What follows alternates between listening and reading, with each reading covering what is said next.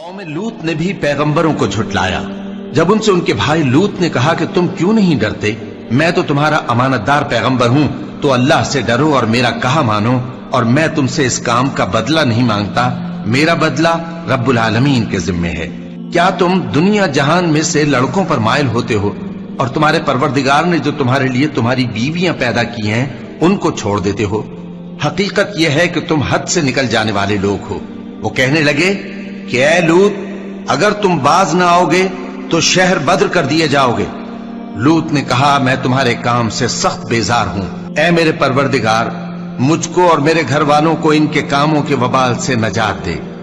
सो हमने उनको और उनके घर वालों को सबको नजात दी, मगर एक बुढ़िया के पीछे रह जाने वालों में थी।